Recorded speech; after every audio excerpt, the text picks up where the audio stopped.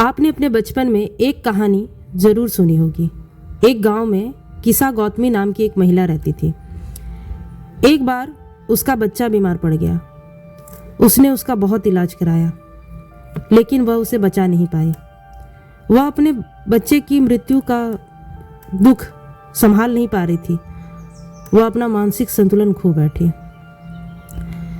उसने लोगों के पास जा जाकर विनती की कि कोई मेरे बच्चे को बचा लो, और वह अपने बच्चे के मृत शरीर को लेकर इधर उधर भटकने लगी। तभी एक व्यक्ति को उस पर दया आ गई।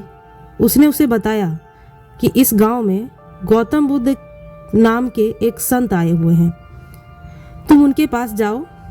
वह महिला भागी भागी गौतम बुद्ध के पास गई। उनके चरणों में गिरकर अपने बच्चे को जीवित करने के लिए विनती करने लगी। ठीक है, मैं इसे जीवित कर दूंगा, पर मेरी एक शर्त है। तुम मुझे इस गांव के किसी घर से एक मुट्ठी सरसों के दाने लाकर दो।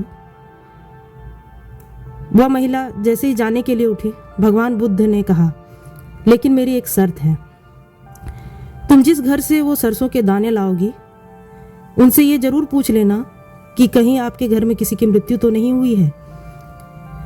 वह महिला यह शर्त सुनकर जल्दी से गांव की ओर भागी और गांव में घर घर जाकर एक मुट्ठी सरसों के दाने मांगने लगी। लेकिन जैसे ही वह अपनी शर्त रखती, हर कोई कहता कि मेरे घर में किसी न किसी की मृत्यु हुई ही है। महिला सुबह से शाम तक भटकती रही, लेकिन उसे कोई ऐसा घर नहीं मिला जहां किसी की मृत्यु ना हुई हो। अंत में उसे सिर्फ निराशा ही हाथ लगी। वह समझ गई कि मृत्यु अंतिम सत्य है। यह कहानी हमें यह सीख देती है कि हम सब ने भी किसी न किसी को जरूर खोया होगा, और जिसके कारण हम इतने गहरे दुख में चले जाते हैं कि अवसाद या फिर डिप्रेशन का शिकार हो जाते हैं। गीता का दूसरा अध्याय सांख्य योग हमें हमारे इन्हीं सवालों का जवाब देती है कि मृत्यु के बाद आत्मा का क्या होता है। गीता के दूसरे अध्याय से मैं आपके लिए 4 बेस्ट टीचिंग्स लाई हूँ जो आपके सोचने के तरीके को चेंज करेंगी। अगर आपको मेरा वीडियो पसंद आए तो सब्सक्राइब कर लीजिएगा। मैं ऐसे ही और वीडियोस लाती रहूंगी। पहली शिक्षा, आत्मा अविनाशी है। नैनम छिंदन्ति शस्त्राणि नैनम दहति पावकः न चैनम क्लेदयन्त्यापो न शोष्यति मारुतः। इसमें श्री कृष्ण कहते हैं, आत्मा को न तो शस्त्र काट सकती है और न ही अग्नि जला सकती, न ही उसे पानी भिगा सकती है और न ही हवा सुखा सकती है। आत्मा सिर्फ अपना शरीर बदलती है।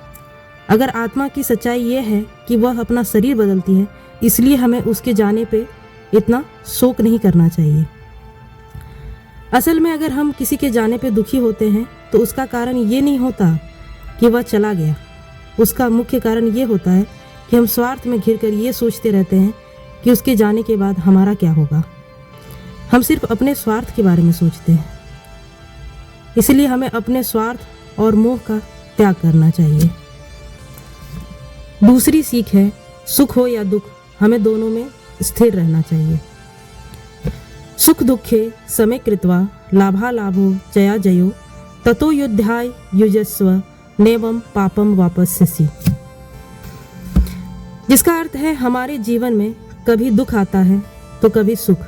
कभी स्थिति इतनी खराब होती है कि कहीं हमें दूर दूर तक रास्ता नहीं नजर आता, अंधकार ही अंधकार दिखाई देता है। लाभ और हानि जीवन का ही हिस्सा है, इसलिए हमें हर परिस्थिति में स्थिर रहना चाहिए और अपने जीवन में प्रयास करते रहना चाहिए। तीसरी शिक्षा है, हमें अपना कर्म ईमानदारी से करना चाहिए। इसके लिए गीता में श्लोक है, कर्मण्येवाधिकारस्ते मा फलेषु कदाचन मा कर्म फल हेतुर्भूर्मा ते संगोस्त्व कर्मणि। तीसरी शिक्षा हमें यह बताती है, हमें कर्म फल की चिंता न करते हुए सिर्फ अपने कर्म करने पे ध्यान रखना चाहिए, क्योंकि कर्म करना हमारे हाथ में है, फल हमारे हाथ में नहीं है। जैसे एक किसान खेत जोतता है, बीज डालता है, लेकिन वह यह सोच सोच कर समय नहीं बर्बाद करता कि अगर बारिश नहीं हुई तो क्या होगा। वह यह सोच कर खेती करना नहीं छोड़ता। उसी तरह हम लोगों को भी अपना कर्म पूरी ईमानदारी से करना चाहिए। भगवत गीता की चौथी शिक्षा क्रोध के बारे में है। चौथी शिक्षा है, क्रोध करने से हानि होती है। क्रोधात् भवति सम्मोह, सम्मोहात् स्मृति विभ्रम, स्मृति भ्रंशात् बुद्धिनाशो, बुद्धिनाशात् प्रणश्यति।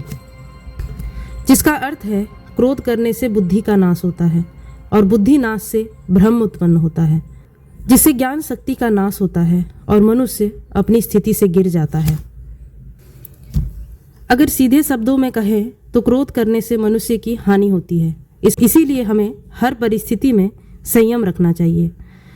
छोटे कीवर्ड्स में अगर हम समझें तो पहली सीख है आत्मा की शक्ति को पहचानें, दूसरी सीख है हर परिस्थिति में संतुलित और संयमित रहें, तीसरी सीख है निष्काम कर्म करें और चौथी सीख है क्रोध से बचें। पूरी वीडियो देखने के लिए थैंक यू।